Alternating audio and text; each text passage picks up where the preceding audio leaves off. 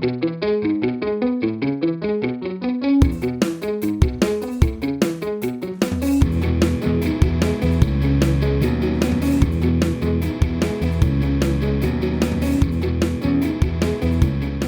back to Therapy Tea. Hey, Jasmine. Hey. What up, everyone? Welcome back to another episode of Therapy Tea Podcast. We are trying to get back in the swing of things with our return to normal formatting, and I gotta say, it's refreshing. I love it.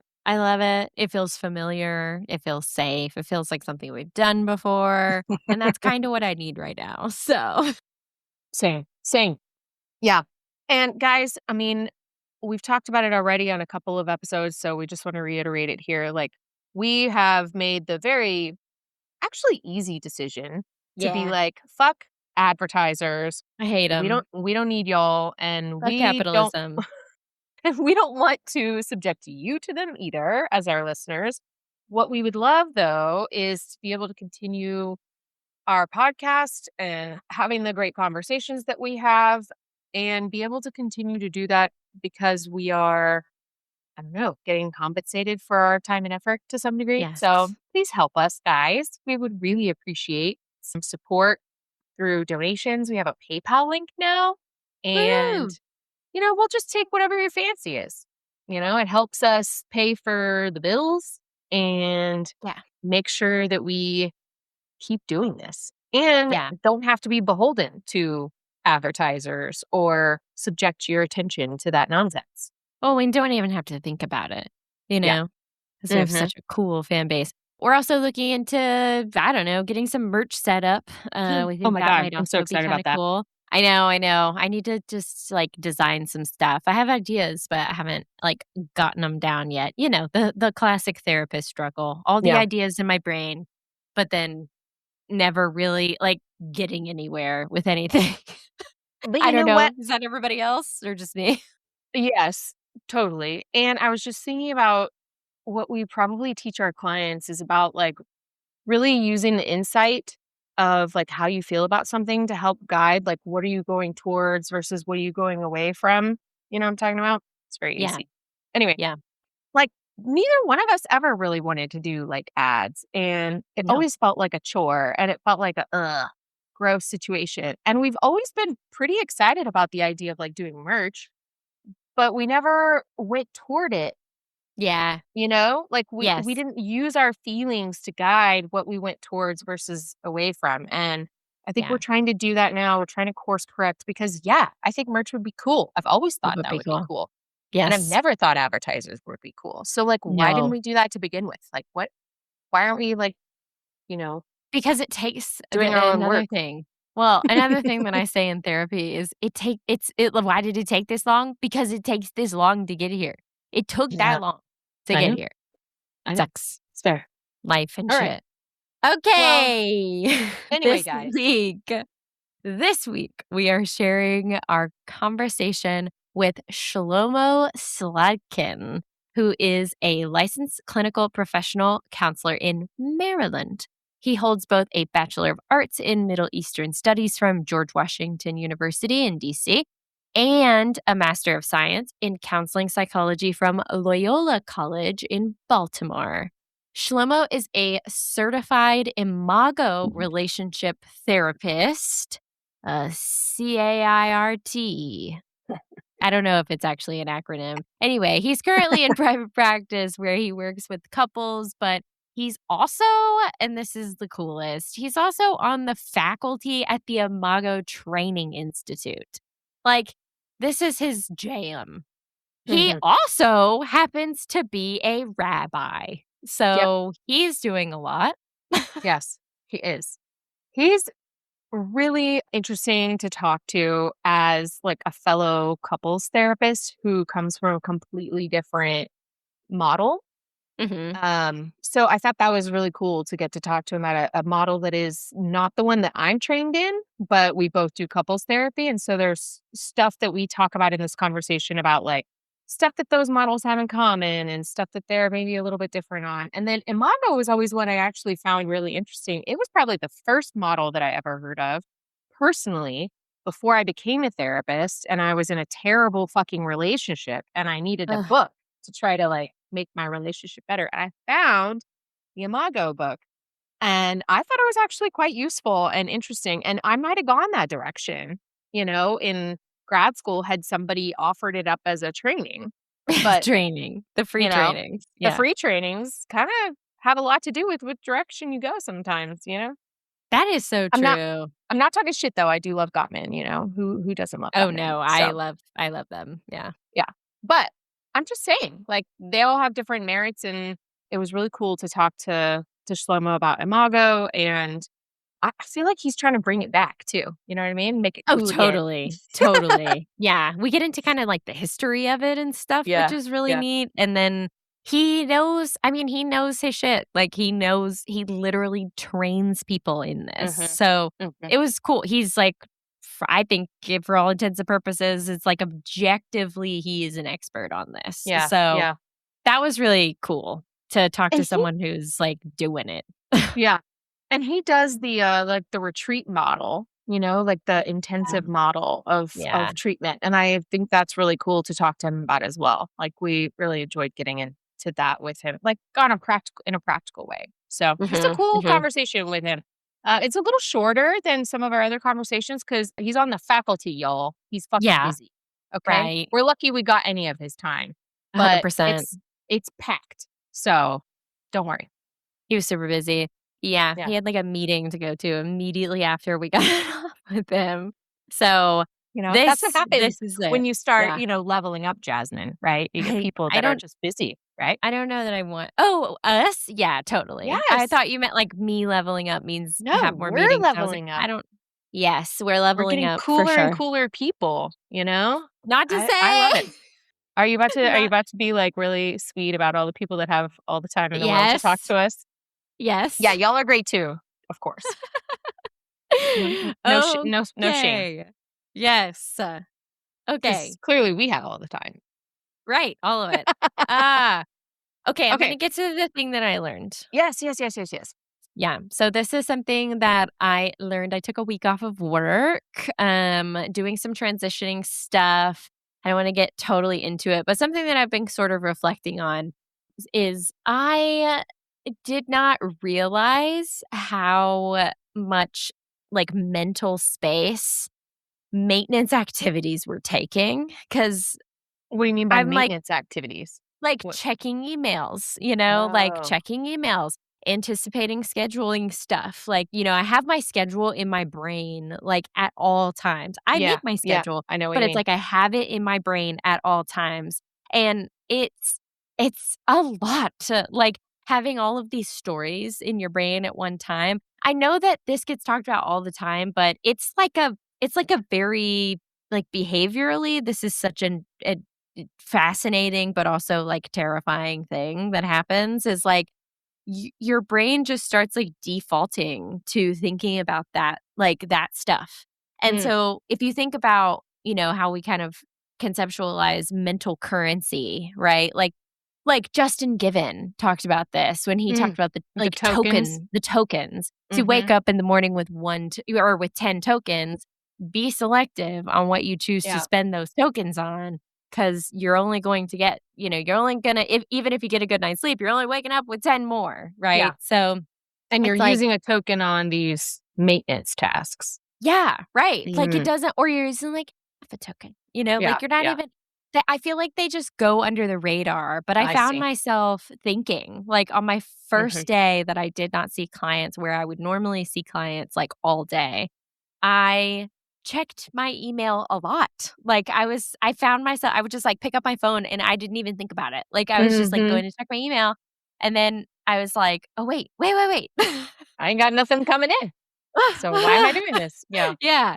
So, especially if you've worked at a place for a long time, just know that, as they say, like, your bones know.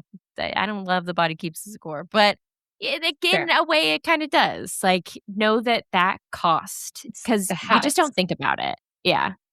When you realize that there were habits that you have had that were sustaining a way of working that you're now not doing, right? It's like the Yeah. habits continued even though you didn't need them. Yes. Like Yes. without any conscious thought, those habits continued even though like they weren't needed anymore, Right. Right. right? Yeah. Yeah, I mean, that is kind of the reality of behavior, but Mhm. I think this becomes especially, relevant whenever we and maybe hits closer to home whenever we talk about a lot of the things scaring like, you're going through. There's some issues with the dogs, like, Mhm. that adds, like, that's, like, unexpected costs, Mhm. so you're taking up, okay, 2 tokens here, 2 tokens there, but then all that other stuff, it's almost like you have, like, baby subscriptions to stuff, you know? Well, I think about this, like, as you're talking about this, what I think about is not necessarily like the work stuff, although that's true. I'm thinking about all the shit in my day and in my life that I like don't want to have to deal with, but I do, Yeah. and how much that takes, like in a habitual way, like junk mail, Yeah. Yeah. junk Yeah. junk email, right? Like I don't know about you, but like the number of times that I go in, I check the mail, and I've got mail in my mailbox, and not a single piece in there is something that actually I need to deal with. You know what I'm Yeah. saying? Because like Yeah. most of my shit I have is set up as like automatic electronic payments and shit like that. Mhm, So like mhm. I'm not getting anything that I need in the mail very often. Instead, though, I still have to manually walk down to the mailbox, open it up, carry that shit back in the house. I have to look at it, to determine if it's important or not. Even if like I can tell by the outside of the envelope that it's trash, sometimes I can't and I got to open it up and then I got to Yes. look and then I have to like recycle that shit or shred it or whatever. Like that was all time that like I can't get back, No, yeah. but I And have to do you don't to even deal think with. about it, But you don't like, even think about it. you don't even Yeah, think you're about it. right. You're Yeah. right. Yeah. You're right. And I think about junk mail too, email, right? Like Ugh, like, just to get constantly through, deleting. yeah, constantly deleting just And to then like it's like, find okay, when it's can important. we all just get behind the idea that we don't need to shame anybody for their fucking email count, okay? Can we just get behind that? Who's Like, doing that? Is anybody I don't shaming you? I've been shamed multiple times for how many emails I have. Like, What do they're you like, "Oh mean? my god, crazy. That's crazy. You have over 1,000 emails?" And I'm like, "Yeah, because I don't have fucking time." Like, Because what they do you keep want me coming. because They they'll keep just keep coming. coming. I can't, I mean, that's the other thing I think with, like, I go sometimes I'm like, "I'm gonna unsubscribe from this shit," but Oh my I don't god. know if that shit works, honestly, because I they don't know keep either. coming. Are they I don't know listening to me? either. Are they keeping me subscribed? Is this just another formality? So I've spent Right. the time, the mental energy, right, doing all of this, like, clicking to try to delete and unsubscribe, and I don't doesn't matter. Keep getting more and more, and Yeah. it does, and I'm sorry, whatever email service you have, it doesn't sort that shit properly. So, like, you No. still have to do it manually to some Yeah. degree, and it just chaps my ass how much time I could have doing something that I actually wanna do versus this, like, maintenance Yeah. stuff, Maintenance stuff. you know? Yep.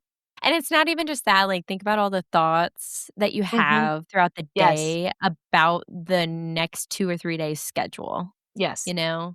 Ugh, Yes. that drives me bonkers. And, like, Yeah. I'm like, it's this anticipatory scheduling, like, Mhm. thing where it's like, yes, I have freedom to and I work from home and blah, blah, blah, blah, but it's like but then it's like I have to move it around, and then what if I had, like, an appointment this week, and it's like, then I have to move this around, and then my clients also, "Oh, yeah, she's on her way to Canada. Okay, yeah, she'll be back at this time, so that's when I can say." It's like, I mean, that's Yeah. true, especially in private practice. I feel like Yeah. that's a huge reality is the schedule change part of it, Like, Mhm, mhm. even if you are one of those people who's pretty good at saying, like, "These are my blocks of available time and my windows," like, there is still gonna be movement on your calendar, 100%. Yeah. and Yeah. that's just how it's gonna go. But, Right. yeah, the time and energy that it takes to have to, like, field those conversations with your clients, whether they're by phone or text or, however you communicate Yeah. with your clients about that kind of thing. Or even if it's just like you have some sort of system where it's like they can select a new time. My guess is you have to like confirm or click an Yeah. email or you know what I mean? You're still going Right. to have to do something. And you're going to have to, Right. like you said, rearrange it in your brain, be like, okay, Right. well, now instead of there, I'm going to be seeing them there.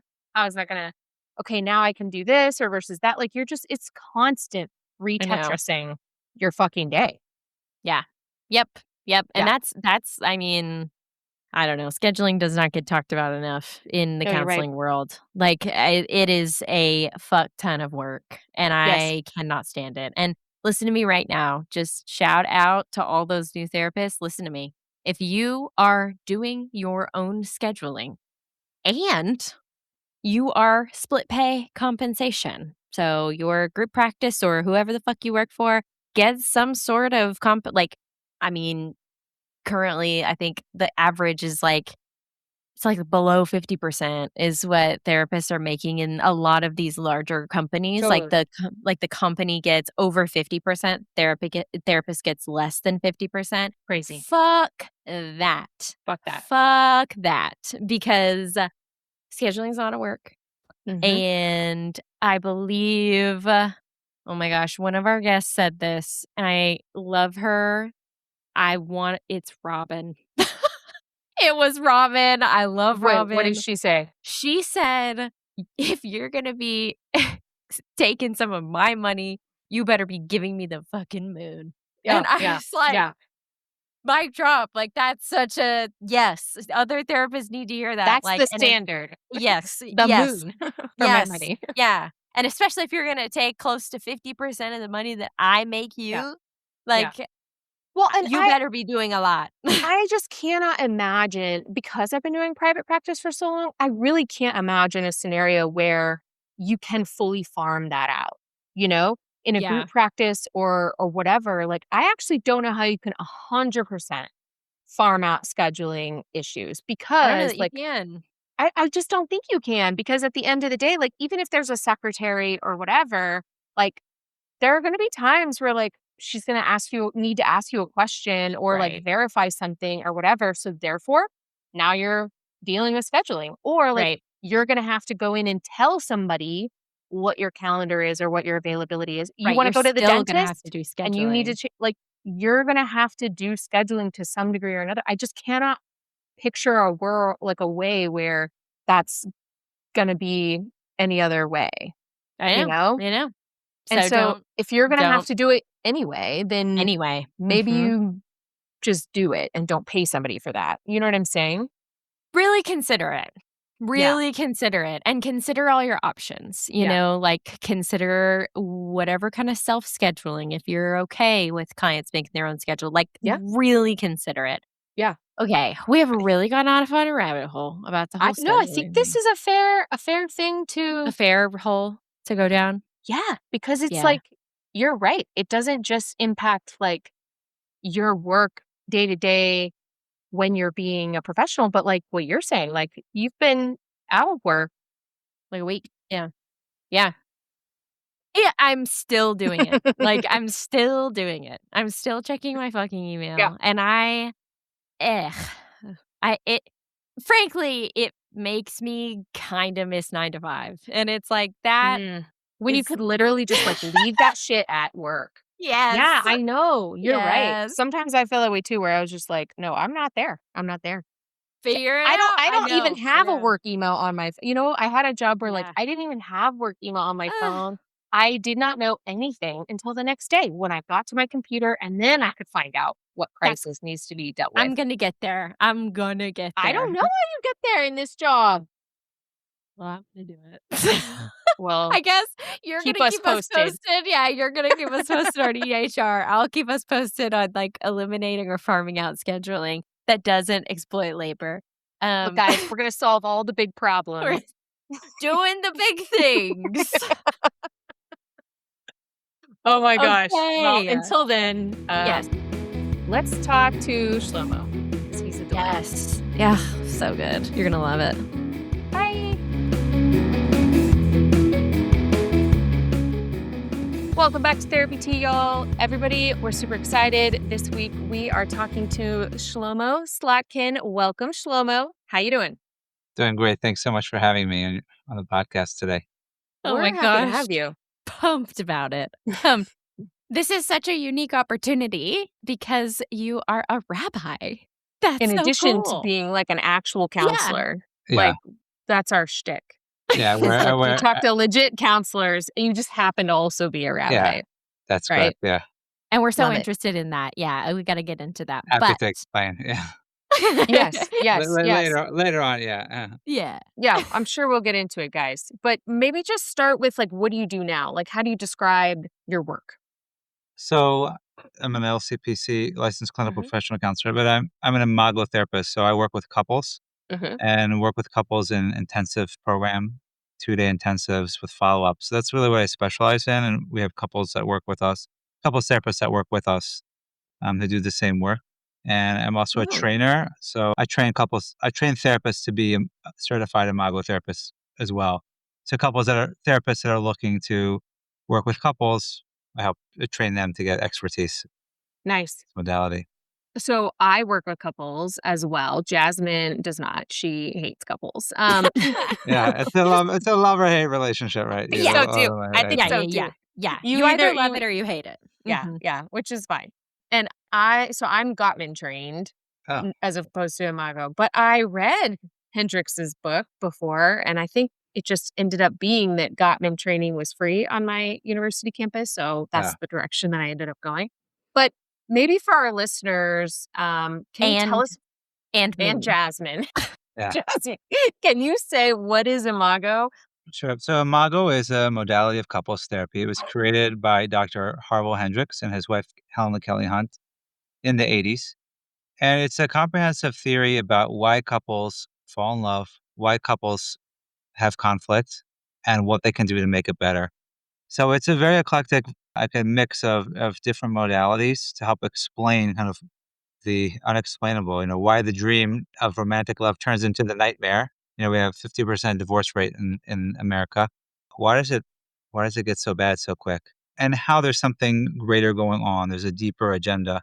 And that is really that marriage is the unfinished business of childhood. So that we're Mm, actually attracted subconsciously to somebody who's going to make our life miserable. Meaning, or has the potential to, is going to push our buttons. But what we're trying to do is to get conscious, and the more we can understand where it's coming from and realize that it's more about our own baggage that we bring from childhood than our partner, then we can stop villainizing our partner. Our partner can have compassion for us. We can have more free choice and act more intentionally as opposed to reactively. So it's a very fascinating theory that helps people see things totally different, helps them mhm. see conflict as really an opportunity for growth and healing. And it also gives really practical skills so that couples can not only do them in the therapy room, but to take home and practice and change their relationship forever. Nice. Jasmine, that That sit well sounds with really you? cool. Yeah, no, I talk Yeah. all the time about this actually. I feel so neo-Freudian whenever I talk about it, and I'm not convinced on that guy at all. But I do think that he was onto something as far as like, you marry the person that is more familiar. And at that Yeah. point, it just happens to be people who are like the ones you've been around the most, which is your parents. Yeah, Yeah, I mean, it's your closest relationship that you have. This is your right. first real relationship, and the attachment that you form with your parents impacts how you attach to others and in romantic relationships and how you feel in relationships. So the same like anxiety that the baby can develop in childhood is going to show up in adult relationships as well until Yeah. you do something about it to repair it. Yeah, there's this sense in Imago, and I find it to be true in a lot of other couples counseling theories about like the healing that is done in the relationship. Like the relationship is and can be the vehicle for like individual healing in some ways. Yeah, exactly. Sometimes people come and everybody has their own therapist, and then they're couples therapists, and we find that a lot of times we kill two birds with one stone because Mm. the work that you need to do, it's all about relationships. We don't live in a vacuum. We were born in a relationship, and our life is about going back towards relationships. And I think that being able to deal with it, like even in individual therapy, why does it work? Studies show it's not necessarily about the modality; it's more about the relationship you have with the therapist. Now, Oh, the Yeah. relationship you yes. and the relationship with the therapist, as great as it could be, it's transactional. You're paying the therapist, and it's time limited, 15 minutes usually, and a week. it's not the same as having a real relationship with, a partner. So what this allows you to do is to be able to change your own. I mean, the our own interpersonal issues are really based on the interpersonal dynamic. So when we can change the interpersonal dynamic, or what we call in Imago, the space between where we interact, and that feels safe, that can actually help us heal a lot of our own baggage. So it's pretty Wow. powerful that you can do kind of not just Yeah. healing the relationship, but healing yourself. Yeah. Yeah. I think that's really cool when you witness it too. And like as the practitioner, I find that to be one of the most rewarding parts about couples therapy when you kind of witness that like actual change. It's pretty cool. Yeah, Okay. it's Okay. what. Before we get bogged down on Imago stuff, because I think it's worth talking about, but I want to talk to you about like the you mentioned doing intensive retreats for couples. Like, so is that the way that you work with couples versus just ongoing couples therapy every week? Yeah, so I would say when I first started over 20 years ago, I did a typical weekly therapy. We did 90-minute sessions in the model. Okay. And, Ugh, it was very helpful. A same. lot of people are doing well, but we had some people that were just, they were so stuck. And unless they were committed to coming for, a number of sessions, it would be hard to get them to buy in to actually do the work because there's so much to deal with. Mm, So we found that sometimes people would contact me, they would come from out of town and say, "We just wanna do a 2-day intensive, we're not gonna come in for an hour and a half, we wanna do 2 days with you." So, what happened was the people who did the 2 days I noticed that they had an incredible transformation, and it was really mhm, enjoyable to work with to be able to see. But what I found most helpful was the people who did the follow-up sessions afterwards. If they continue doing the work, then they were able to integrate it. If they just thought, "Oh, mm, we're great now, we're fixed," and then they go home, and then a few weeks later they fight again, it's like, "Oh, forget about it, we're done."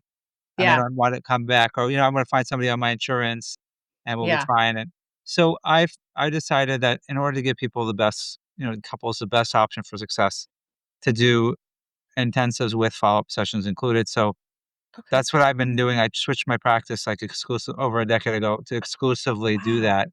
So Love that. it is very different. If somebody calls me, "I just wanna come for one session, can you work with me?" I'm like, you know I'm It's sorry, just I not the don't way do you that. work. Right. Mm, I mean, we do have people come to there's also called what we call the Getting the Love You Want workshop. It's the group workshop, the Imago mhm, workshop that my wife and I co-present. And that is something that if someone comes to that workshop, then I will do like a numbers of sessions with them afterwards. I really just feel like it's so important to get that background. And that's initially when Harville Hendrix created Imago.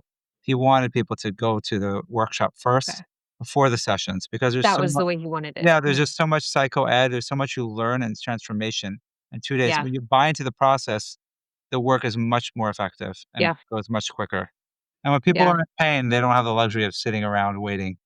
Yeah, that's interesting. I have noticed the same thing, like, I'm trying to get this started right now, so maybe there's more to talk to you about this on I have another couples therapist locally. She's also Gottman trained, and we got trained in essentially the Gottman version of a workshop for introducing couples to the Gottman method and just the Gottman skills. And I think the same thing. Like to me, it's just like this is the way to start couples effectively in working for. Like go to the workshop, do the day or two, get kind of introduced to the concepts, to the language, to the skills, and then have like this starting place, introductory starting place, and then maybe do follow-up sessions after that. Like, I just think that that structure makes a lot of sense. Yeah. And like what you're saying, there's also this element of buy-in in that they've already sort of bought into the process, assuming that they got something out of the workshop. So that's cool.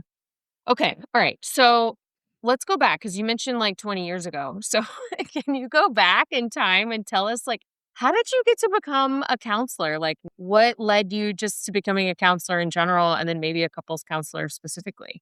Sure. So I would say about almost 23 years ago. Actually, today is the day that I met my wife, 25 years ago. Happy Adorable. And yeah, anniversary. so it's a meeting day, and then we got Happy meeting yeah, anniversary. thank you. So So cute. we had our first child about 2 years later. So 23 years ago, our Hmm. daughter was born, and Hmm. we did have conflict even before that. We have very different backgrounds. My family was like my parents are still married after, it's over 50 years now. Wow. My wife's parents got divorced when she was 12, and it was a Mm, really nasty divorce, and mm. it really impacted her. Yeah. So it was like scary for her when we would fight, and it was just like we had different styles, and we just didn't know what happened. By the time, sleep deprived and everything else compounded with the new baby, it was just like we Yeah. need to get help. I was a dragger. This was a dragger and a draggy. I was a dragger. I had a friend who was an occupational therapist, and she recommended Imago. My wife's hairdresser recommended Imago. I had Mm, heard about it, and I had seen the book before. Someone in my master's program had done a book report on it. I heard about it, but I didn't know too much. So we went, and we were blown away. I was in my master's program at the time, getting my For what? master's for master counseling psychology. Oh, But so you it had was already so decided you already. wanted yeah, to be a so counselor. right, but really I wanted to be a rabbi. I wanted to be a pulpit Mm, rabbi, but I thought, you know what? As I'm studying and I'm waiting to find a job, I should learn to be a therapist also because mm. as a rabbi, people come for advice. So I figured it's a good thing to know. And people used to come to me in like college, like people who had like they just like wanted to talk to me. I don't know, I just like seemed to be approachable for some reason. And I like helping people, so I Yeah. figured why not? So I was in my program, and the therapist said, there's a training coming up in the area, you should really do the training." I said, "Yeah, I mean, this is amazing, like, this actually works." I've been to, like, individual therapy before, I didn't think it was too, like I mean, at least my experience, it wasn't so helpful, but this was just, like, instantly, I really felt like this changed our relationship, helped us see it differently, Wow. give us tools. So I did the clinical training, and in the end, I decided not to pursue the rabbinate. I had like a job offer out of state, and just it didn't work. And this became my ministry, so to speak, to help couples. So I've been doing it ever since. I got fully trained. I've done advanced training, workshop presenters, and now I'm also on the faculty. So I do a lot of continuing education classes, doing that for years, but now I actually do the full Imago training. So to train therapists who are interested and working with couples, interested in learning Imago, to really train them to hone their skills, to understand the theory, and supervise them to be able to become an Imago therapist. So that's my short story of my journey to all this. It's like your own experience in your marriage sort of shifted you into, like, wanting to work with couples as a counselor? Exactly. And Wow. I think it's so helpful because I know what it's like. I experienced what Yeah. I was in their I think shoes. that's useful. Yeah. Yeah. I can empathize where they're coming from. I know how painful it is, Mhm. but I also have the hope for them that can be better because I Yeah. know that I believe in this work. It's not like I just Yeah. learned it in a class. Like I know it Yeah. works. Maybe you're like, "You know what? I remember how bad it was for us. If Yeah. we could get better, then anybody can." That's so funny. Yeah. Oh, well, and you said you had initially been pursuing becoming a rabbi, but also decided that you needed to get a counseling degree as a complement? I just Is thought it that would what be kind of the I way you just thought thought about it? I thought it would yeah, I thought it was just a good compliment to have in Yeah. case I needed to in case I needed to actually do formal therapy with Mhm. or just to be able to have the skills to be pastoral skills, I guess you could Yeah. call it. Yeah. No, we can appreciate that because it's not really required or even that common for religious leaders to then say, "Oh, actually, maybe there's a different set of skills here that I might also need to learn if I'm going to be functioning in that role." Yeah, Right? and if you're in a congregation, you're going to have people coming to you with Yeah, of 100%. course. their Mhm. marriage problems, with their personal problems, and you Yeah. wanna be somewhat competent in giving them the correct guidance. Yeah. That word competency, that's the thing that Jasmine and I also care a lot about. And I think this comes up in couples work a lot too. Like, I don't know how you feel about this, but like, I know a lot of counselors who get out of their, master's program and maybe they've taken a class or two in grad school because that's Yeah, that's the way it works in Texas is we have to take a class or two about couples or sure. families and then you can theoretically just, like, go and see couples in your practice if you want. But, like, those people do not know what they're doing. because Yep. they have not actually done any specialized training in couples counseling, Oh, yeah. It's a and big, it's a problem. it's a big problem. I actually have I give a continuing ed class on best ethical practices of couples therapy, and I talk a lot about this because, you know, we're ethically Yeah. we have to be competent in what we're doing, and I read a statistics once that I think over 80% of therapists who are seeing couples have only one master's level course. Yeah. And that's like going, getting brain surgery from your general practitioner. Right. You know, maybe they took a course in surgery in medical school, but they have no training in how to do surgery. I wouldn't want to get operated on by them. So, Yeah. it's the same thing, but the consumers don't know. So they just think, okay, Yeah. it's a therapist, do couples. They say they do couples therapy, so might as well. Yeah. And it's so delicate. I mean, you can just really like if you don't know what you're doing, Muck you can stuff do a up. lot of damage. Yeah, Yeah.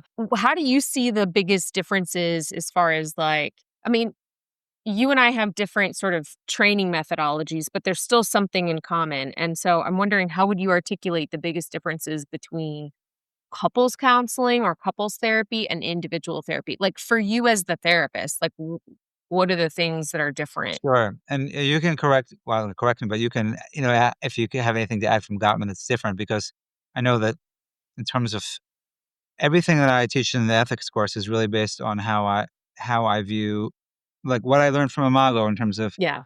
really believing that I'm the facilitator for the couple's relationship. I'm not the expert. They're the expert in their Yeah. relationship. So I'm here No, to that's totally. facilitate the connection. So I'm having them facing each other, talking to each other. Mhm. You know, I'm doing the relationship as the client, not one individual or the other. So I'm not taking sides. I'm not getting caught up in the content. And so if you're an individual therapist, I mean, depending on what modality, I guess you do an individual therapy, it can be extremely different. And also there's a skill that you need to be able to balance the energy. How do you actually conduct the session? It can't just be one person just talking because Yeah. then there could be a whole conflict. So, we have a very structured approach that keeps that safety so that both people can show up and show Yeah. up as their best. And if you don't have some type of approach of how to manage that energy, you're going to get lost and it's going to get hijacked pretty quickly. Yeah.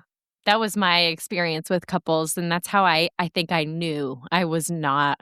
I was in practicum, and I had a couple, and I was just like, "She is talking a lot, and he is not, and now I have lost control of this." Yeah. But as an individual therapist, especially someone who specializes in parents and co-parenting dynamics, most of the time I just see one parent and work on the parent-child relationship. I love a good couples therapist. I love an ethical couples therapist. It pains me whenever, I have clients come in and they're like, "Yeah, my couples therapist offered me individual therapy and they offered my child play therapy." And it's like, more often than not, it is the couples therapist. Right. This is my anecdotal experience that offer, Trying to it's do like all a things. one size fits all. Yeah, we're just an all purpose. And I'm like, Yeah. please no, please no. That doesn't Yeah. sound good. Yeah. Yeah. Yeah. Well, that's, I think, one of the things, like what you were just saying, Shlomo, about like the skills that you really need that you do learn in a specialized training for couples is about like you just have to manage a session completely differently when you're doing couples work versus individual work. It's just a completely different ball of wax as far as like how you manage time, how you manage like who's communicating, how they're communicating.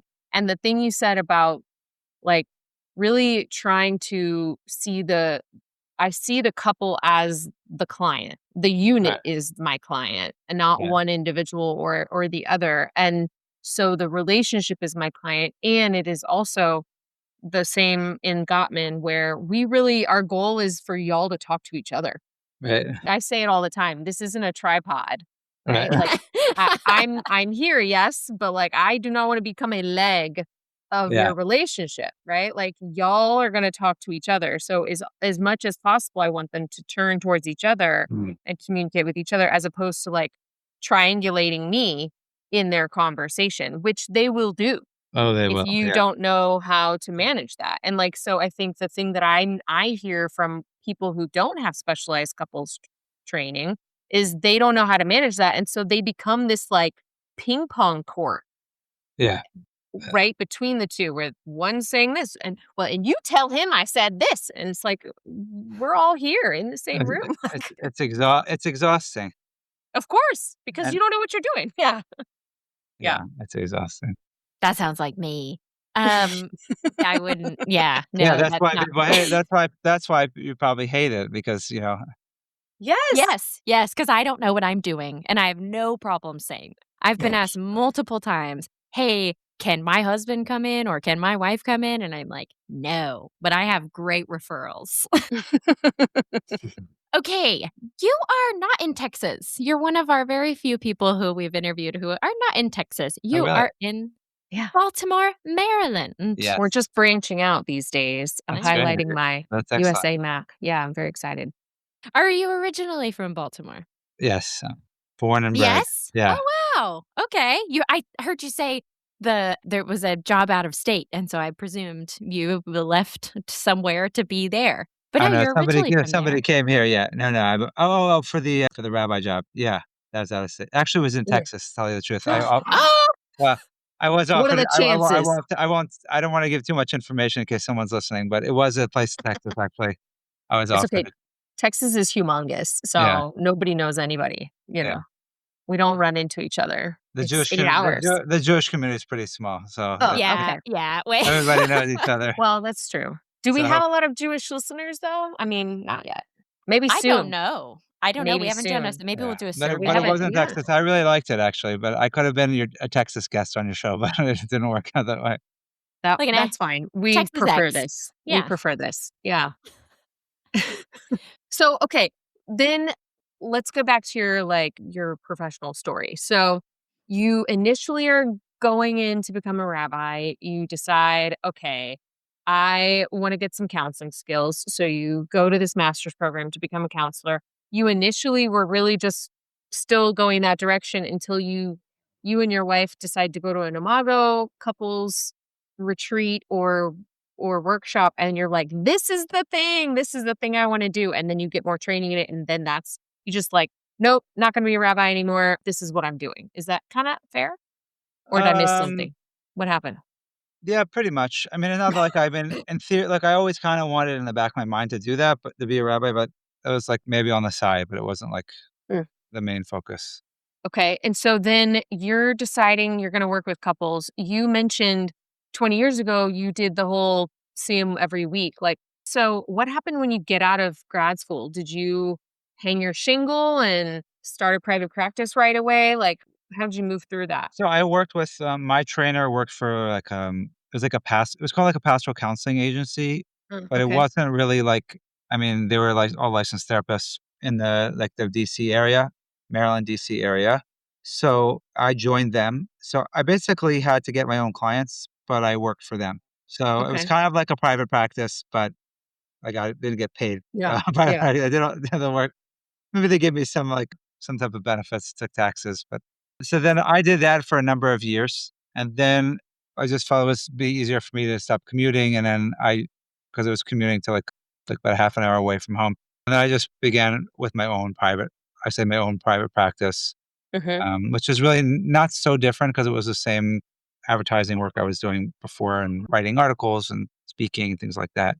And then so I was doing that, and then I would say about 11, 12 years ago, I decided to switch the model. I think it was just I found it exhausting also to with weekly therapy, you have to keep finding new clients. You get a new client and Yeah. then, Sure. you don't know if they're going to continue or not. And I felt like I got a better quality.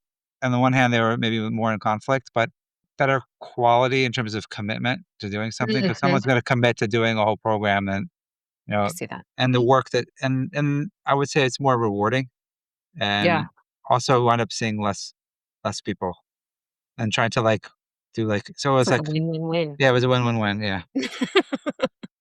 Yeah, I'm super curious about how you shifted into this model because what you're saying totally resonates in the sense of I find, and this is maybe just me, but I find counseling work to be both very rewarding, but also for me in particular, extremely exhausting. It takes a lot out of me. I'm very introverted. I need alone time to recharge, and so, like, this, like, long dragging out sometimes of couples work, I find, like, 1, I'm worried that it's not even that effective sometimes, and 2, like, it drains on me. Like, I'm like, "Oh my god, we gotta get back into it," right? As opposed to I'd rather just kind of, like, once we're in it, like, let's just stay in it, like, I could do that. And so I wonder about how you shifted your model, like, from, like, a private practice standpoint, how do you how do you shift that, like, logistically and in the way that you explain it and sell it essentially to clients because it's a lot more upfront. It's Yeah. maybe cheaper in the short I mean, it's to me, it's probably cheaper. I could see how this is cheaper in the long run. Like, Mhm. I could run, like, a thing for a client and be like, "Okay, if you see me once a week or every other week for 2 years, this But is the total bill, yeah, for versus years. if you see me this way, this is the total bill." Like, it's gotta be cheaper actually, but it's more upfront. So how do you sell it? How do you convince people that, like, this is the structure that makes Tell the most tell sense? us your marketing journey, because that is a Yeah, big question mark in the Yeah. that's true. counseling Well, community. I can't give all my No, secrets no, away, but, that's fair. That's no, but fair. I had to do it takes a certain my wife's actually loves marketing, so we work together. So Team. she has Is she a counselor too? she's not a counselor, but Okay. she knows this work pretty well because we co-present the workshop, so she knows it really Yeah. well, but she doesn't wanna see people. And she's not licensed, she doesn't have it. But the one thing is that she's very good at marketing, and so she kinda Mm. pushed me to do this, and I was very scared because I'm just like, "What am I gonna do?" Like, I'm gonna have no clients because, It's it's like terrifying. I'm gonna have Yeah. to ask somebody instead of, like, come one time, like, now I have to tell everyone who calls me, "Sorry, like, I can only work with you, like, and you have to pay me, like, thousands of dollars," Today. Yeah. as a therapist, I didn't go into this to to strike it rich. I mean, I did this because I wanted to help people, but I also have a Yep. family and I have to Yep. support them. You're So right. it was a growth experience for me to learn, to continue Mm. to learn, and a lot of this whole thing. I would say being a therapist and having my own practice for years, it's a lot of growth work in terms of stepping into that marketing piece and Yeah. learning about that. And most therapists, they did not get into this to do that. It's not their forte. So it is a stretch and it's hard. So it is a risk to be able to say, like, you know, I'm only going to take people. So you have to be able to convince people, not convince Yeah. them, but to show them the value in what you're offering, and that what you're offering is going to give them the results that they want, and much better and much quicker than the traditional model. Yeah. And some people, I mean, it's become quite popular. I mean, nobody was doing it when I did it. Well, rare. I mean, some people here or there, but Yeah. No. now it's very much in vogue. People are doing it, Yes. and everybody and their mother is doing, offering You're it right. like this. Yeah. Yeah. Retreats and, Intensives. yeah, intensives, retreats. So, Yep. and also it's not for everyone. A lot of therapists, like, don't they can't, they don't wanna sit with somebody for, I mean, you're talking about people who do this are usually on the verge of divorce, high conflict couples, not people Those are that my just want, favorites. yeah, so but, to sit with a couple for Yeah. 6 hours each day, like, That's fine. that's not everyone's built for Not that. everybody yeah, you're right, you're right. It to me, that's a different like, I have over the years realized, like, I can do that more than I can do the, like, puddle jumping Agreed. experience that it has felt like sometimes where, like, if I see this couple and maybe, like, for whatever reason, for a scheduling reason or whatever, maybe we really don't see each other except every other week or every 3 weeks. I'm, like, puddle jumping back into the depths. Like, they're Yeah. still on the brink, 3 weeks later, and now we're back here, but we also have to kinda wrap it up because I gotta go home and make dinner, So it's like, I would rather actually just be there for 6 hours. Like, I feel like I could do that better than this, like, getting in and getting out, like, I don't know. Do you know what I'm saying? Yeah, yeah, it's just like you fully immerse yourself in and Mhm, tackle it. That mhm, sounds mhm. terrible. What do you mean you sit with them for 6 hours? Like, one couple? Yeah, You and some take people. breaks. I mean, everybody has to pee. Yeah, I mean, we take an hour. We have a lunch break. We take, if someone needs to go to the bathroom. But it's funny that, some people ask me, like, "Oh, I thought it was 10 hours," or "I thought it was, like, 3 days." I'm like, "I think that's overkill." Like, it is, but most couples don't need, like, you'd be surprised, like, they don't need that. There's nothing about, like, if it were 10 hours, it would be better. I don't think it's at some No, you point. can get a lot done in Yeah, 6 hours. If yeah, you have it set up like the way that I'm sure you do with, like, a little bit of a structure to it, yeah, for you can sure. get a lot done. Because I feel like I do 90-minute sessions as well, and I find, like, at minute 75, we're getting somewhere, Right, and then but you have then to. now we gotta wrap it up, right? Because you gotta go. But if we're finally getting somewhere at minute 75, then we would do even better if we had another hour or 2, because now we're actually there, you Exactly, know? yeah. So, So wait. What's the package? Like what so okay, when you sell like, what this is an yeah, intensive? like Mm, yes, like as an individual counselor, I'm not really I may be interested in the future in doing like parenting stuff, but at this time, no. But I am wondering like if I guess from a sales perspective, maybe, because we all have to kind of be mini marketers, sort of, if you're in private practice. But like, what is the structure of this package? Is it just one 6 hour session? Is it like, because it's got there's follow up sessions. Like, can you give us like a outline? I mean, I do 2 6-hour days, and then Okay. Okay. I do 8 90-minute follow-up sessions. oh, that's Oh. Yeah. sweet. Okay. And they're like weekly, or do they get to Yeah, just kind of schedule them I mean, whenever? usually weekly, sometimes Yeah. we can space them out if it's necessary. Mhm. Okay. And then But it's bye-bye? no, I mean, we have an option to continue after that, but I don't wanna have people sign up for a year of therapy when they don't need it. Mhm. So Yeah, this I feel is, like, gives them enough to make the breakthrough and to have enough time yeah, to integrate it at home, and if they need more yeah, support, they do. A lot of people don't even need all of that time. yeah. Right. Do you find that having, like, a structured end actually incentivizes them to sort of show up and make the most of the time? What you talking about, like, a limited amount of sessions, I guess, or they already know it's. Yeah. Yeah, they already I mean, yeah, I get what you're saying, like, and of course you would always be available to say, like, "Okay, this is a situation where we need to continue to meet for longer," but, like, having this, like, sort of structured 2 6-hour days and then 8 follow-up sessions and then see you later, like, does that having, like, a defined endpoint, do you think have Mm, any impact on the couple, like, "Okay, we're gonna get this done." it depends on the personalities.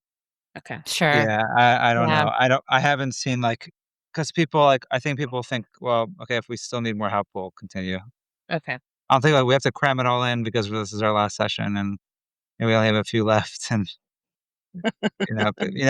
people it's hard to people have a hard time changing old habits, so Yeah, yeah, that's true. What do you see the most of? in terms Like, of as far as issues. yeah, yeah. Like, what do you see the You mean most? like I'm couples always problems? yeah, like, I Mm, travel quite a bit, and, I just got back from Boston, and it's just, culturally, I think the United States has so many different cultures, and, like, what Texas is kind of its own culture, you can ask pretty much anybody, and then you have, like, the Northeast, and it's got its own culture. So, I guess I'm just always curious about, like, if there are differences in issues, or is this kind of a connection piece between everybody? I think I think ultimately it kind of boils down to really, like, people feeling emotionally safe with each other, Mm, and when they don't feel emotionally safe, they show up as their worst selves. When they don't feel emotionally safe, they can't communicate, they don't feel heard, they don't feel understood, and then mm, everything else comes from there. So I find that's really the common denominator that everybody has, and they don't have the skills to be able to communicate. So, like, there are a lot of people that call it that there's infidelity, there's trust issues, lying, sometimes there's addictions, but I wouldn't say, like, you know, there's a different through line. I don't notice, like, in the Northeast, it's these type of issues, and, California is yeah, different. yeah. I don't notice that, at Sure. least in the couple's room. Sure. Are there different intensives, I guess, for different issues?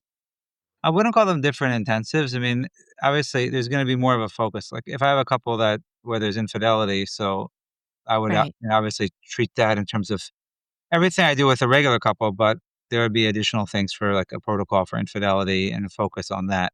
Okay. There are couples that come in that wanna do, let's say, consciously uncouple. Or Mm, one person wants to end the marriage or the other one wants to stay. So Mhm. it looks a little bit different, but it's the same basic things, but it's I would say, like, every couple try to attune to what they need. So it's not like we have to do exactly this exactly then, and if not, we're not ruin the program. Yeah. Yeah. Yeah, it's like a personalized approach. So it's like you do get that personalized approach, but there is a framework. Like the Imago is more of a framework, whereas you're like, and I'm sure there's a ton of commonalities between one and the other. So, you know, differentiating between the two wouldn't be that much. But if a couple had a specific issue, there's like still a personalized approach, much like you would get in the, weekly couples therapy. Of course, yeah. Okay. Mm. What sort of shifted you into, like, teaching? Yeah. I don't I had a friend of mine who had I always liked teaching. I mean, I kind of was like maybe the rabbi piece, because Mm. I liked to teach. I would give classes, rabbi classes, but when I did the relationship work, I started combining that too. So I used to give presentations in the community, Mm. about healing marriage and connecting it with, Jewish things, Jewish ideas. And then I guess as I became more passionate about, and I was teaching, I did like some workshops in different synagogues about couples work. I wrote a book together with Dr. Harville Hendrix Imago that it's called Couplehood as a Spiritual Path. So it's a workbook. It's a course actually that they made one for churches, and I did the Jewish one. I edited it for the Jewish community. So that was something that people could present in the synagogues. So I always liked teaching, and I think that I had a friend who ran a continuing ed CEU outfit in the Baltimore area. So he asked me if I wanted to teach a course. So I started with an intro to Imago. I've been teaching that for probably almost a decade, and then he asked me And to this add is another for other therapists, for right? other Like, for other course therapists. yes. Yeah, a 3-hour intro, and then also the ethics course I developed also Mhm. based on my experience. And then at some point recently, in the last few years, is when I joined the Imago faculty to actually be able to officially train people to do the full training, because 3 hours is just a drop in the Yeah. bucket there. Yeah. What's the full Imago training look like? Are there sort, because in the Gottman world, there's like 3 levels. 3 levels, yeah. Um, is there something similar?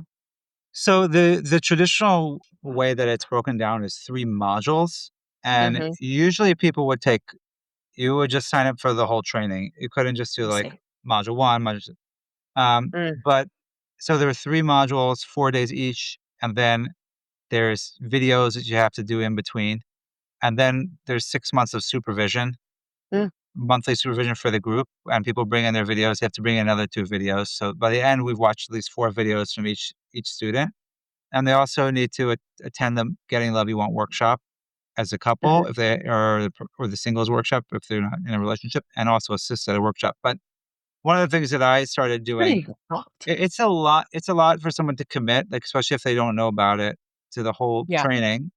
True. So I've been offering, I would say, like we call it the Mago Fundamentals. So the first 2 days, they don't really offer it so much in America. It's like they were doing it like in New Zealand and England. I started Mm. offering in America, so you could just take the first 2 days, or even days 1 through 4. So I offer like the first 2 days usually a few times during the year, and then I offer day 3 and 4. So hopefully we have like a cohort from all the people who did 1 and 2. They could Mhm. do 3 and 4, and then after 3 and 4, they have to, if they want to continue, they have to commit to doing the rest. And usually Yeah. I do it because I do it virtually. I do 2 Sunday and Mondays in a row for each module. And then Mhm. we have like maybe a 2-month break in between where they can practice, do their videos. And it's a neat training because I don't know what the government training was like, but it's very experiential. So it's really like, it's usually like a smaller group. It's not like 100 people in the training.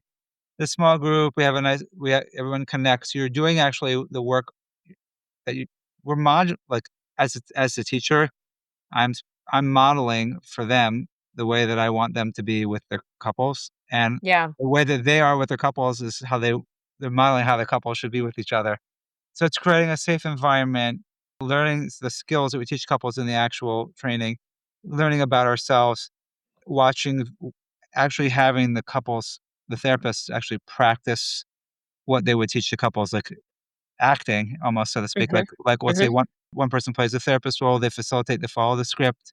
The people love it. I mean, they really Yeah. enjoy the training. That's cool to get into the sort of training, teaching piece of whatever the model is that maybe you gravitate to. Yeah, I love it because I really feel strongly about it, and I wanna help more couples, and I feel like Mhm. if it can help produce more quality couples therapists, then more people will be helped. I know, right? That's the thing. Have you Get trained, please. have you seen any, like, trends as far as attendance or interest in Imago therapy? Like, you've done it for so long, like, have there been years or spans of time at which it just, like, was maybe hard to fill a class, and then you said now it's kind of these intensives are having a moment. Have you seen any sort of noticeable trends? I think it's getting a little bit more I'll tell you this, Imago was very popular in the '80s and '90s. Harville, he was on the Oprah show 17 times. Oprah won an Emmy for it. So he was people told me, old Imago therapists said their phones used to ring off the hook. When he was on Oprah, everybody wanted to do Imago. And so they didn't really have to develop a whole marketing scheme because Mm, they had the natural influx of people yeah, interest. they had Oprah. Oprah, Right. But right. You don't then need anything right, else. right. So then Gottman and EFT come along, which are Yeah.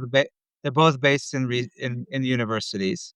So they Mhm. have the research behind them, and you have and insurance companies want research based, and then you have then the EFT. Sue Johnson's husband was a marketer, so they just did a great job of what they promoting, and Imago kind of fell behind. Imago is doing they have a it's ev I always forget, evidence-based. Yeah. Yep. They have a lot of Evidence-based research. practices, It's yeah. it's taking a long time to get the official research, like, to come out. Mm, They've been doing this for years, but anecdotally, I mean, the people who practice it love it and think it works. yeah, So I yeah. think that, the newer generation of Imago of, faculty, like my cohort, and we are trying to, I would say, revive Imago, so to speak, like, putting it out there on social media. A lot of people my wife's on this therapist group's social media, and they're like, Who knows, like, what trainings, like, Gamma or EFT?" And then my wife says, like, "Imago." I'm like, "Oh, what's Imago?" Like, most people haven't heard of it. So, Yeah, it's interesting. I think that people are getting the word out, and people are more and more hearing about it, and I'm hoping that it will have a kind of a revival because, look, I mean, I personally feel like it's amazing, but Yeah. but obviously the other modalities Yeah. work also, so Well, what's funny is I learned about Imago because I was in a relationship that sucked, and I was trying to make it better, and I got the book, yeah, and you got it. yeah, and I read part of the book, and I was like, "Okay, honey, we're gonna do this stuff." Right? And this is before I was a counselor. And I thought it worked, like, I thought it was really good, like, it clicked for me. But then when I was in school to become a counselor, like you mentioned, like, Gottman level 1 was, like, a free training, for Wow. me as a student. And so I was like, I'm gonna take it because I think I wanna work with couples." And it sort of sets you down that path, right? Sets you down that direction. And in my further training with Gottman, they do talk about Imago, actually. Like, they have pulled stuff from Imago Yeah, and EFT into what they do. Like, they sort of credit that when they talk about it. They're like, "There's some of this stuff we took from Imago because it works," you yeah, know? And so, there's a lot of interesting overlap yeah, when you look at all the big theories. like the mirroring. Mhm, mhm. And, like, what you talked about just when we were talking about the structure, like, the structure of how Yeah, you handle a session is very similar, and not, like, encouraging them to talk to each other and not being the one to who's talking through them or through letting them. them talk through you. But all yeah, there's some interesting Like, connections, overlap, overlaps, Overlap, yeah, yeah. yeah, I would yeah, imagine. mhm. That's pretty cool. Well, it's a little nerdy to talk about that kind of stuff, and Jasmine, I know you don't care. I don't care about what. The Jasmine doesn't care. Oh, Oh, yeah, Jasmine didn't me. care. I do care. I'm just taking it all in. I am interested because I know you have limited time, Rabbi Shlomo. So we have to ask our big question. What do you Mm, wish you had known before doing all of this? Couples work. just this profession in general. Yeah. I wish I had known that just, all I wish I've got a MBA. Right? Oh my Yeah, gosh, I wish I yes. knew how much time I would have to spend, like, learning, marketing and Yeah. on the business of therapy. Because I just thought, "Oh, look, I'm just gonna, Help people. work with people, help people," and it's yeah. I mean, you could do that if you wanna work for somebody else or work for an agency, but if you have to be, like if you're the main breadwinner in the family, Yeah. yeah, you need to be a know some marketing. Or marry a Or marketer marry a in your marketer. Or marry a marketer, yeah, Seems like a good yeah, alternative to Great. your own marketing degree is just marry somebody with a marketing degree. yeah, yeah, Have you ever heard the term MRS degree? yeah, yeah, Yeah, yeah. It's like a version of that. So like us counselors, we need to like hang out with the business students to We'd all get just get along matched up. really right. well, I Yeah, bet. yeah, Can you yeah, yeah, imagine that yeah, mixer? yeah, that's a good match there. Oh my Okay. gosh, that's funny. So, we wanna, again, be respectful of time. I know we got limited time with you. So, what kinds of resources would you give to, hmm, new clinicians or maybe current clinicians, perhaps in regards to Imago or, like, spirituality and counseling, maybe? Sure. Well, with Imago, I would say, I mean, they can read the Getting the Love You Want. Actually, there's a really good book called, Doing Imago Therapy in the Space Between. It's actually a textbook that they created a few years ago, Harville Hendrix. Mhm. That's a great book. You know, come and take the 2-day Imago Fundamentals. It's the first 2 days of the Yeah. training. You can get CEUs and, you'll learn enough about the theory and some of the processes, and if it's something that's interesting to you, you Mhm. can continue, and if not, you could at least have enough familiarity because most people are working with someone in a relationship. Yeah. Yeah. And we'll link that in the show notes so it's even Yeah, easier for everyone. Mhm. yeah, Okay. So what about Karen, do you wanna ask the next one? Sure. Yeah. So this is about you sharing a human recommendation, meaning like maybe it's just like one of the most influential books you've ever read or movies you've ever watched or just like thing that had changed your life. Like everyone on the planet, in your opinion, should read, watch, or do this one thing. oh gosh, everyone on the planet, that's a lot. Everyone on the planet. I know. That's a lot because everyone's different. The one today. It's gonna make you a better Yeah. human today. Yeah. Or it doesn't have to make you a better human. Some people just say like, We "Look." need to be better. Well, So I mean, one thing I found very fascinating, and Harville Hendrix talks a lot about quantum. He's into quantum physics a lot.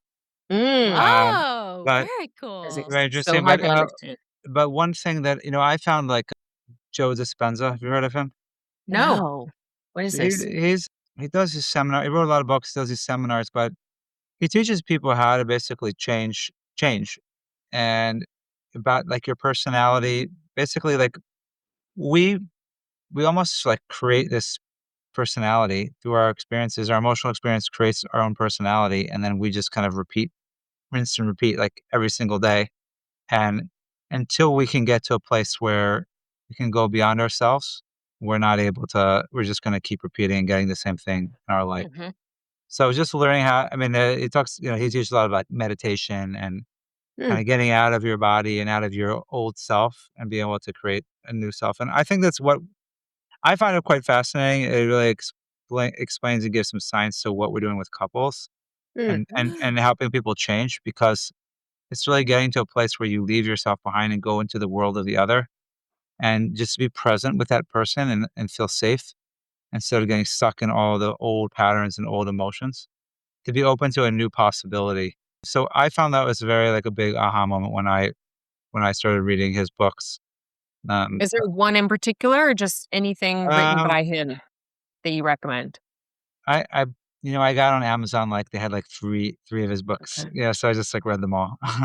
So I don't know if there Okay. was like one that All of I them. liked better, but yeah, it's just or you can watch his videos. I mean, Oh, he's got videos. yeah, Okay. it's like a lot online. Yeah, I mean, it's very interesting. So I found it pretty interesting, just to be able to see that people can, because we do this because we believe people can change, but it's Yeah. so Yeah. frustrating to But see that, how? Yeah, but right? how? It's just Yeah. frustrating to see that people are just don't change stuck. all that Yeah, often. yeah, Yeah. yeah. No, fair. And I'm like I'm always trying to work on myself and to work on my limiting beliefs and habits and to understand kind of like you know how I can be better. So I Mhm. find that even if I try, I find that this is like I think it's I find it pretty powerful. And the reason I like it is that it's not just some like woo woo type of stuff. He bases it on maybe people will disagree, but he bases it on science and the brain, neurobiology and all of that. I So I bet. find that's like to be really interesting and helpful. Yeah, change is not magic. It's Yeah. science. I love it. Amazing. Okay. What about something you wanna plug? What can we plug for you? Tell us. Tell everybody. Besides the 2-day Imago. Oh, yeah, we need to put that in Yeah, there. I mean, yeah, the 2-day Imago, it's on our website, let's have the direct link, the marriagerestorationproject.com Yeah, is our okay. website. So I would say like if you're interested in training, that would be something we're happy Cool. to have you therapists. And then also if you have couples Mhm. that you want to refer to our intensives, we have couples therapists Imago therapists in various locations around the country who actually contract with us and do our intensives. Oh, Oh, cool. To do the nice. same kind of intensive model Yeah, I mean, they do it structure. through us. So, like, Yeah. through the marriage restoration project. So, if you have a couple that is stuck or really needs some more support, we're happy to help them and That's find a good match. literally 2 just popped in my head, so so, all Amazing. right. Yeah. Yeah. Perfect. Even in Texas, we have even in Texas. Yay. Oh, Perfect. cool. Very cool. Thanks for Okay. doing this, Shlomo. Thank Man, this you, has been awesome. thank you. It's great meeting you. But where do you live in Texas, by the way? I'm in the hill country, the best part of the Texas, Yeah, Like like Austin, Austin between Austin and area. San Antonio. Yeah. Austin. Yeah. We Yeah. now call it the Austin-San Antonio corridor. Oh, really? Yeah, and there's, like, no space between anymore. It used to be, like, cows and shit. No, Really? all stuff built Wow, up. It's crazy. wow. Yeah. Selling that hill country dream. Yeah. Oh, man. Thank you so much for doing this. This has Oh, been my so pleasure. fun. My I know pleasure. all of our listeners are really excited about you being here, so we love you here. Thank you Awesome. so much. Thank you. Thanks. Yeah, Thanks amen. again.